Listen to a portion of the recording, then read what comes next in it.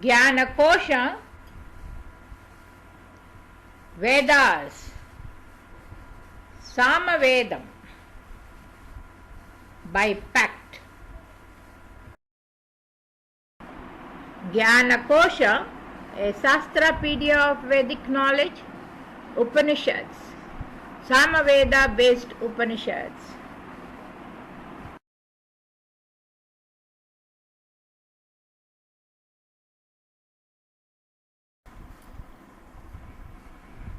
ओम गणानां त्वा गणपतिगं हवामहे कविं कवीनामुपवज्रवत्तमं ज्येष्ठराजं ब्रह्मणान् ब्रह्मणस्पतः शृण्वन्नोतिभिः Samaveda based Upanishad, Chandogya Upanishad, chapter 8. The story of Indra's persistence in gaining the knowledge of Brahman is recounted in this chapter. The meditational technique of concentrating on the universal self Brahman in the cave of the heart, the Hara Vidya, is also explained. Om, now, in this city of Brahman there is a mansion in the shape of small lotus. In it is a smaller inner Akasha. What is within that should be sought, that indeed one should desire to understand. If the disciples should say to him, in this city of Brahman, in which is a small mansion in the shape of a lotus and in the small inner Akasha within, what is it that lies there which should be sought, which one should desire to understand? He should say in reply, as large indeed as is this Akasha, so large is that Akasha in the heart. Within it indeed are contained both heaven and earth, both fire and air, both the sun and the moon, lightning and the stars. Whatever there is of him in this world, and whatever is not, all that is contained within it. If they should say to him, if in this city of Brahman is contained all this, all beings and all desires, then what is left of it when old age overtakes it or when it perishes? He should say, it, the Brahman called inner Akasha, does not age with the aging of the body. It is not killed by the killing of this. This Akasha is the real city of Brahman. In it are contained the desires. This is the Atman, free from evil, free from old age, free from death, free from sorrow, free from hunger, free from thirst, whose desire is of the truth, whose resolve is of the truth. Just as in this world the subjects follow as they are commanded, and whatever province they desire, be it a country or a part of the field, on that they live. So the ignorant dependent on others for enjoying the fruits of their karma. Just as here on earth the world which is earned by work purchases, even so there in the other world, the world which is earned by righteous deeds purchases. So those who depart from here without having understood the Atman and these true desires, for them there is no freedom to act as they wish in all the worlds. But those who depart from here, having understood the Atman and these true desires, for them there is freedom to act as they wish in all the worlds. If he becomes desirous of the world of fathers, by his mere will fathers arise. Possessed of that world of fathers, he feels happy and exalted. And if he becomes desirous of the world of mothers, by his mere will mothers arise. Possessed of that world of mothers, he feels happy and exalted. And if he becomes desirous of the world of brothers, by his mere will brothers arise. Possessed of that world of brothers, he feels happy and exalted. And if he becomes desirous of the world of sisters, by his mere will sisters arise. Possessed of that world of sisters, he feels happy and exalted. And if he becomes desirous of the world of friends, by his mere will friends arise. Possessed of that world of friends, he feels happy and exalted. And if he becomes desirous of the world of perfumes and garlands, by his mere will of perfumes and garlands arise, possessed of that world of perfumes and garlands, he feels happy and exalted. And if he becomes desirous of the world of food and drink, by his mere will food and drink arise, possessed of that world of food and drink, he feels happy and exalted. And if he becomes desirous of the world of song and music, by his mere will song and music arise, possessed of that world of song and music, he feels happy and exalted. And if he becomes desirous of the world of women, by his mere will women arise, possessed of that world of women, he feels happy and exalted. Whatever provinces he is attached to, and whatever desirable objects he desires by his mere will, they arise, possessed of that he feels happy and exalted.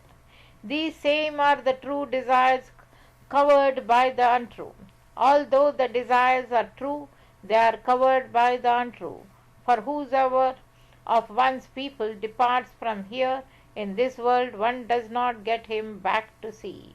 But those of his people, whether they are alive or dead, and whatever else one desires, but does not get, all that one finds by going there into the Atman, the Akasha in the heart. For here indeed are those true desires of his covered by the untrue. Just as though people who do not know the field walk again and again over the treasure of gold hidden underground but do not find it, even so all these creatures here, though they go daily into the Brahman world, yet do not find it, for they are carried away by the untrue. This Atman verily is in the heart. Its etymological explanation is this. This Atman is in the heart, hence it is the heart. He who knows thus indeed goes daily into the heavenly world. Now that serene and happy being, rising out of this body and reaching the highest light, appears in his own true form. This is the Atman, said the teacher. This is the immortal, the fearless. This is Brahman. Verily, the name of this Brahman is the true. These are indeed the three syllables, Sa, Ti, Yam. What is Sa? That is the mortal, and what is Ti? That is the mortal, and what is Yam? With it one holds the two together. Because with it one holds the two together, therefore it is Yam. Verily he knows that goes to the heavenly world. Now this Atman is the dike, the embankment for the safety of these worlds. This dike neither the day nor the night crosses, nor old age, nor death, nor sorrow, nor merit, nor demerit. All evils turn back from it, for this Brahman world is free from evil. Therefore, verily, on reaching this dike, if one was blind, he ceases to be blind. If wounded, he ceases to be wounded. If afflicted, he ceases to be afflicted. Therefore, verily, on reaching this dike, even night becomes day, for this Brahman world is ever illumined. But only those who attain according to the instruction this Brahman world through Brahmacharya, to them belongs this Brahman world. For them there is freedom to act as they wish in all the world. Now what people call sacrifice is really Brahmacharya, for only by means of Brahmacharya does the knower attain that world, and what people call worship is really Brahmacharya, for only by worshipping with Brahmacharya does one attain the Atman. Now what people call the sacrificial session is really Brahmacharya, for only by means of Brahmacharya does one obtain one's salvation from being. And what people call the vow of silence is really Brahmacharya, for only through Brahmacharya does one understand the Atman and then meditate. Now what people call a cause of fasting is really Brahmacharya, for this Atman never perishes, which one attains by means of Brahmacharya. And what people call the life of a hermit is really Brahmacharya, For verily Ara and Nyaya are the two oceans in the Brahman world. In the third heaven, from here and therein, is the lake Airamaditya, and there is the Aparajita unconquered city of Brahma, and there is the gold hall specially built by the Lord. Therefore, only those who attain the two oceans, Aranya, in the Brahman world by means of Brahmacharya, only to them belongs this Brahman world, and for them there is freedom to act as they wish in all the worlds. Now, these arteries which belong to the heart exist filled with the juice of the fine substance, which is reddish brown, white, blue, yellow, and red. The yonder sun indeed is reddish brown. He is white, he is blue, he is yellow, he is red. Just as an extending highway runs between two villages, this as well as that, even so the rays of the sun go to both these worlds. This as well as that. They spread out the yonder sun and enter into these arteries. Out of these arteries they spread and enter into the yonder sun. Therefore, when one is thus sound sleep, composed, serene, so that he knows no dreams, then he enters into the akasha of the heart through these arteries. Then no evil touches him, for then he is filled with the light of the sun. Now, when one is thus reduced to a weakened condition, those who sit around him say, "Do you know me? Do you know me?" As long as he has not departed from this body, so long he knows them. But when he thus departs from this body, then he proceeds upwards through those very rays. If a knower, he surely goes up meditating on Om, or does not got up if he is not a knower. As long as it takes for the mind to travel, in that short time he goes to the sun.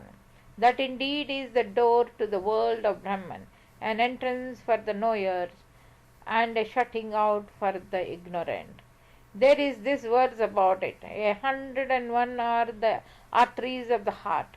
One of them leads up to the crown of the head. Passing upwards through that, one attains immortality, while the other arteries serve for departing in various other directions. Serve for departing. The Atman, which is free from evil, free from old age, free from death, free from sorrow, free from hunger and thirst, whose desire is of the truth, whose resolve is of the truth, he should be sought, him one should desire to understand. He who has found out and who understands that Atman attains all the worlds and all the desires, that spoke Prajapati. Both the gods and the demons heard this and said, "Well, let us seek that Atman by seeking which one attains all the worlds and all the desires." Then Indra alone from among the gods went out, and so did Virochana from among the demons. Then, without communicating with each other, they both came into the presence of Prajapati, fuel in hand. For 32 years they lived there the disciplined life of a celibate student of sacred knowledge. Then Prajapati asked them, desiring what have you been living? They replied, the Atman, which is free from evil, free from old age, free from death, free from sorrow, free from hunger and thirst, whose desire is of the truth, whose resolves is of the truth, he should be sought, him one should desire to understand. He who has found out and who understands that Atman attain all the worlds and all the desires. These are known to be the words of your reverend self. Desiring that Atman we have been living. Prajapati said to them, the person which is seen in the eye is the Atman. He added, this is the immortal, the fearless, this is Brahman. But revered sir, he who is perceived in water and he who in a mirror, which of these is the Atman? It is he himself that is perceived in all these, replied Prajapati. Look at yourself in a pan of water, and whatever you do not understand of the Atman, tell me that. Then they looked in a pan of water. Prajapati asked them, What do you see? They replied, Revered Sir, we both see the self entirely as we are, the very image, even to the very hairs and nails. Then Prajapati said to them, having become well adorned, well dressed, and well groomed, look into the pan of water. They too, having become well adorned, well dressed, and well groomed, looked into the pan of water. Then Prajapati asked them, what do you see? They replied, just as we are ourselves, Revered Sir, well adorned, well dressed, and well groomed. Even so are both these, Revered Sir, well adorned, well dressed, and well groomed. This is the Atman, said he. This is the immortal and fearless. This is Brahman. They both went away and satisfied in their hearts. Then Prajapati looked at them and said, they are going away without having perceived, without having understood the Atman. Whosoever will follow such a doctrine, be they gods or demons, they will be foiled. Now Virochana, satisfied in his heart, went to the demons and declared this doctrine to them. Here the bodily self alone is to be worshipped, the self is to be attended upon. Here it is only by worshipping the self and attending upon the self that one obtains both the worlds, this as well as the yonder. Therefore, even to this day, here people say of one who is not a giver, who has no faith, who does not perform sacrifices, oh, he is a demon. For this is the doctrine of the demons. They adorn the body of the diseased with enjoyable things, clothes and ornaments, for by this they think they will win the other world. But Indra, even before reaching the gods, saw this difficulty, just as this reflected self becomes well adorned when this body is well adorned, well dressed when the body is well dressed, well groomed when the body is well groomed. Even so, this reflected self also becomes blind when the body is blind, one-eyed when the body is one-eyed, crippled when the body is crippled, and it perishes when this body perishes. I see no good in this. He came back again, fuel in hand. Prajapati asked him, desiring what, O Indra, have you come back, since you went away satisfied in your heart along with Virochana? Indra replied, Revered Sir, just as this reflected self becomes well adorned when this body is well adorned, well dressed when the body is well dressed, well groomed when the body is well groomed, even so this reflected self also becomes blind when the body is blind, one-eyed when the body is one-eyed, crippled when the body is crippled, and it perishes when this body perishes. I see no good in this. So is it indeed, O Indra, said Prajapati. However, I shall explain this further to you. Live here for another 32 years. He lived there for another 32 years. Then Prajapati said to him, Prajapati said, he who moves about in dreams, he is the Atman. He is the immortal, the fearless, he is Brahman. Indra went away satisfied in his heart, but even before reaching the gods, he saw this difficulty. Even though this dream self is not blind when this body is blind, nor one-eyed when the body is slain, nor has running nose and eyes when the body has running nose and eyes, yet it is as if they kill it, as if they chase it. It becomes conscious of pain, as it were, and even sweeps as it were. I see no good in this. He came back again, fuel in hand. Prajapati asked him, desiring what, O Indra, have you come back, since you went away satisfied in your heart? He replied, Revered Sir, even though this self is not blind when this body is blind, nor one-eyed when the body is one-eyed, nor suffers defects from the defects of the body, nor is slain when the body is slain, nor has running nose and eyes, yet it is as if they kill it, as if they chase it. It becomes conscious of pain as it were, and even sweeps as it were. I see no good in this. So is it indeed, O Indra, said Prajapati. However, I shall explain this further to you. Live here for another 32 years. He lived there for another 32 years. Then Prajapati said, he who is fully asleep, composed, serene, and knows no dream, he is the Atman. He is the immortal, the fearless. He is Brahman. Indra went away satisfied in his heart. But even before reaching the god, he saw this difficulty. In truth, this one does not know himself, now as I am he, nor indeed these beings. It seems as if he has gone to annihilation. I see no good in this. He came back again, fuel in hand. Prajapati asked him, desiring what, O Indra? Have you come back since you went away, satisfied in your heart? He replied, Revered sir, in truth this one does not know himself as I am he, nor indeed these beings. It seems as if he has gone to annihilation. I see no good in this. So is it indeed, O Indra, said Prajapati. However, I shall explain this further to you, and none other than this. Live here for another 5 years. He lived there for another 5 years. That makes 101 years, and so with regard to that, people say this.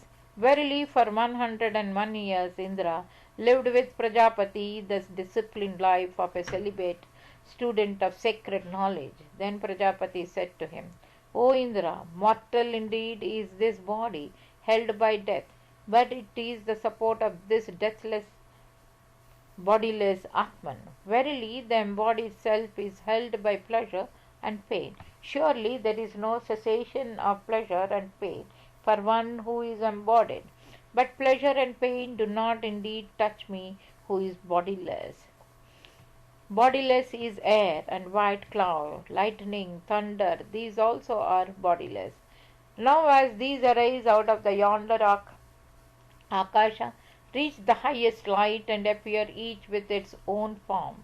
Even so this serene one rises out of this body, reaches the highest light and appears in his own form. He is the highest person. There he moves about laughing, playing, rejoicing with women. Vehicles are relations, not remembering this body in which he was born.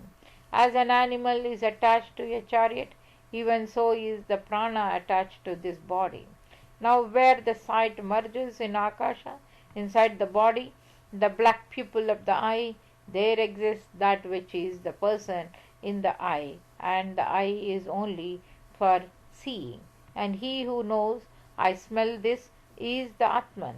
The nose is for smelling, and he who knows, I speak this, is the Atman. The organ of speech is for speaking, and he who knows, I hear this, is the Atman. The ear is for hearing, and he who knows, I think this, is the Atman. The mind is in this divine eye. Through this divine eye of the mind, he verily sees these desired objects which are in the Brahman world and rejoices. Verily, this is the Atman whom the gods worship. Therefore, all the worlds and all the desired objects are held by them. He obtains all the worlds, all the desired objects, who having known that Atman from the teacher and the scriptures understands it. Thus spoke Prajapati. From the dark I attained to the variegated, from the variegated I attained to the dark. Shaking off evil as a horse his hairs, shaking off the body as the moon frees itself from the mouth of Rahu. I, having fulfilled all ends, obtain the eternal Brahman world. Yea, I obtain it. Verily, what is called Akasha is the revealer of name and form. That within which they are is Brahman, that is the immortal, that is the Atman. I attain to the assembly hall and abode of Prajapati. I am the glory of the Brahmanas, the glory of the Kshatriyas, the glory of the Vaishyas. I wish to attain that glory. I am the glory of the glories. May I never go to that which is reddish, white and toothless, yet devouring and slippery. Yea, may I never go to it. Brahma expounded this to Prajapati, Prajapati to Manu, and Manu to his descendants. He who has read the Veda according to the prescribed rule in the time left over after performing his duties to the teacher, he who, after having come back from the teacher's house, settles down in his household, continues the study of the Veda in a clean place, and has virtuous sons and disciples, he who withdraws all his senses into the Atman, who practices non-injury to all beings except in places specially ordained, he who behaves that throughout his life, reaches the world of Brahman and does not return again. He does not return again. Om, let my limbs and speech, prana, eyes, ears, vitality, and all the senses grow in strength. All existence is the Brahman of the Upanishads. May I never deny Brahman, nor Brahman deny me. Let there be no denial at all. Let there be no denial at least from me. May the virtues that are proclaimed in the Upanishads be in me. Who am I devoted to the Atman? May they reside in me. Om, peace, peace, peace. Here ends the Chandogya Upanishad as contained in the Samaveda.